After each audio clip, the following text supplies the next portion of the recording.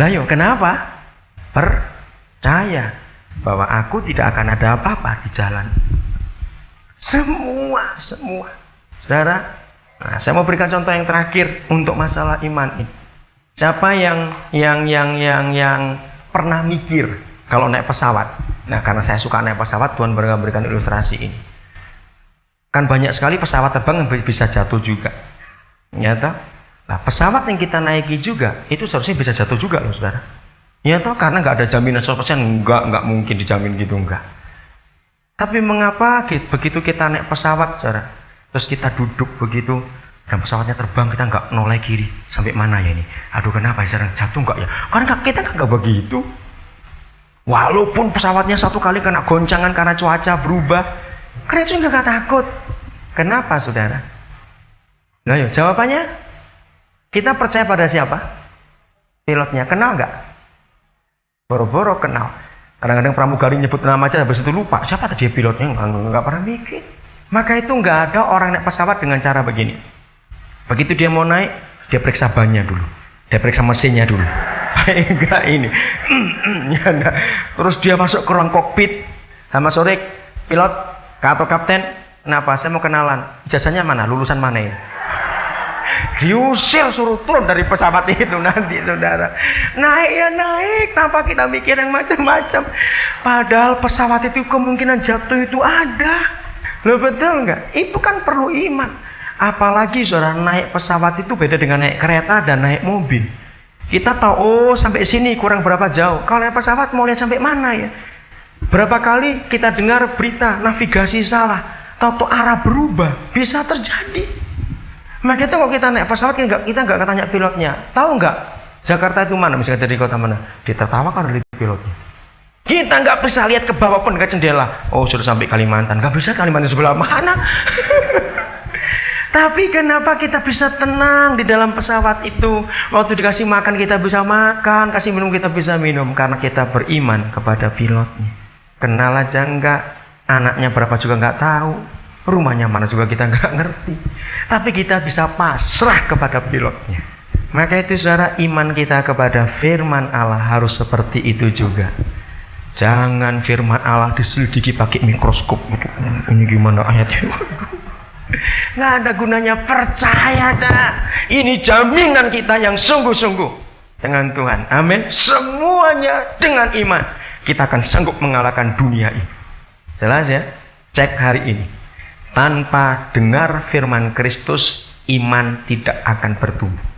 Dan ingat, doa yang tidak akan pernah dijawab salah satunya adalah doa, Tuhan beri saya iman. Nggak akan dijawab doa. Loh, kok bisa? Sebab iman itu bukan pemberian. Iman itu timbul karena firman Tuhan.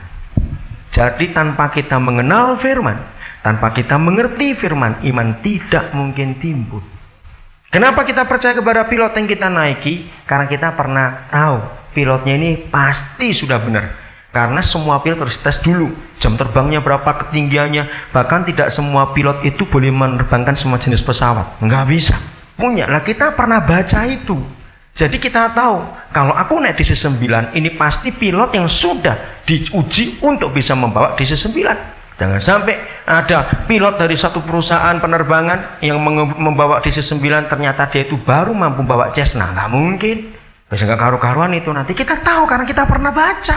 Maka itu kita percaya. Nggak takut lagi, nggak ragu-ragu lagi. Jelas saudara, maka itu perlu sekali kita mengenal, mengerti firman ini supaya kita makin kuat di dalam Dia. Kendala ketiga. Kita baca Hosea pasal yang keempat. Hosea pasal 4 ayat yang ke-6. Ini kendala yang ketiga di dalam kehidupan kemenangan yang kita ingin capai dari Tuhan. Umatku binasa karena bagaimana saudara? Tidak mengenal Allah. Karena engkaulah yang menolak pengenalan itu, maka aku menolak engkau menjadi imamku, dan karena engkau melupakan pengajaran Allahmu, maka aku juga akan melupakan anak-anakmu. Lihat kendala ketiga. Kendala kemenangan kita yang ketiga karena kita kurang mengenal Allah. Akhirnya kita bisa binasa. Kita bisa mengalami kehancuran dalam kehidupan kita, saudara. Jadi usaha kita untuk mengenal Allah itu harus ada. Tambahkan ayatnya, Hosea pasal yang ke-6 ayat 1 sampai 3. Ya, Hosea 6 1 sampai 3. Mari kita akan berbalik kepada Tuhan, sebab Dialah yang telah menerkam dan akan menyembuhkan kita, yang telah memukul dan yang akan membalut kita. Ia menghidupkan kita sesudah 2 hari. Pada hari ketiga Ia akan membangkitkan kita, dan kita akan hidup di hadapannya. Untuk Yesus dan untuk kita. Ini bicara soal kematian, kebangkitan. Lalu ayat 3. Marilah kita mengenal dan berusaha sungguh-sungguh mengenal Tuhan. Ia pasti muncul seperti fajar. Ia akan datang kepada kita seperti hujan pada akhir musim yang mengairi bumi. Saudara, kendala yang ketiga yang sangat fatal adalah ini. Berapa banyak kita ketemu saudara-saudara kita orang Kristen, ya, sudah sekian tahun di dalam Tuhan, kok tidak ada pertumbuhan dalam hidupnya. Tapi kita punya kenalan saudara kita baru 1 tahun dalam Tuhan, tapi sudah luar biasa kemajuannya. Di mana letak perbedaannya? Ini, mengenal Tuhan.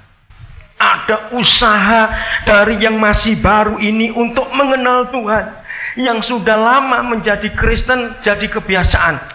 Kan sudah biasa aku ke gereja, Alkitab sudah biasa. Tapi tidak ada kesungguhan dalam hidupnya untuk mengenal Allah. Maka itu saudara yang ketiga ini perlu kita perhatikan betul-betul. Tidak cukup hanya ke gereja. Tidak cukup saudara hanya ke gereja. Tidak cukup hanya kita ke persekutuan dengar khotbah. Tidak cukup. Maka kita harus ada usaha lagi. Dan ternyata setelah saya selidiki dalam firman Tuhan ini, ada satu usaha utama. Apa itu bentuknya untuk kita mengenal Allah? Bergaul. Sama seperti kita sesama teman. Kalau kita baru kenal seseorang saudara, dan kita tahu bahwa orang ini baik, kalau cuma sebatas itu saja, lalu setelah itu kita nggak pernah hubungan lagi, nggak pernah bergaul, nggak mungkin kita bisa kenal. Tapi bagaimana kita bisa kenal orang itu? Adakan pendekatan. Pergaulan.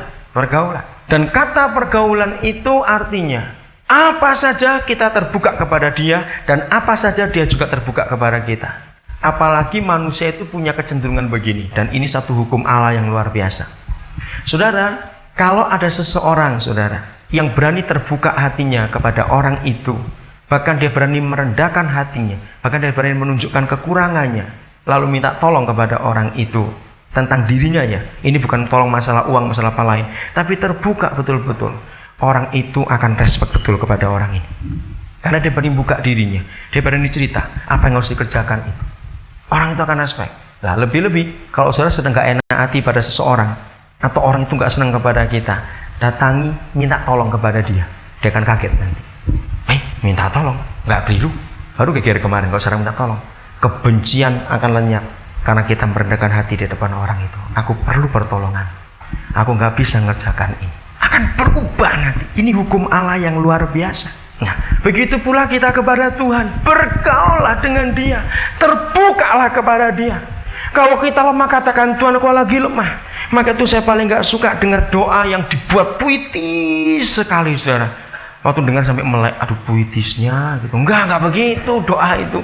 Tapi doa itu yang wajar. Terbuka kepada Tuhan. Maka itu enggak boleh ada orang yang berkata, aku enggak bisa berdoa. Itu dosa besar itu. Enggak bisa berdoa itu loh. Lalu selama ini enggak pernah ngomong-ngomong sama Tuhan. Lo ngomong-ngomong tapi sendiri di kamar gitu loh. Doa di depan orang enggak berani. Sudah sama aja sudah. Kita harus berani terbuka, kita harus berani cerita kepada Tuhan. Saya ingat ya, di Alkitab itu nggak pernah diajar doa tutup mata, nggak ada. Doa lipat tangan, tunduk kepala itu nggak ada ayatnya. Bahkan doa itu mesti begini, itu nggak ada ayatnya. Maka itu kalau saudara berdoa yang bebas kepada Tuhan, apa saja saudara akan ngomong. Waktu saudara lagi kerja, tiba-tiba macet, nggak ngerti gimana, jangan ditinggal di situ aja. Tuhan, tolong aku nggak ngerti ini gimana. Dia pasti dengar, dia gak akan marah. Ungkapkan hati kita kepada Dia, bergaul akrab dengan Dia. Apa-apa kita melibatkan Dia dalam kehidupan kita, maka pasti kita akan makin kenal Tuhan kita yang begitu baik itu. Sudahlah, cuma satu aja. Orang Kristen yang kurang mengenal Allah adalah orang Kristen yang tidak suka bergaul dengan Tuhan.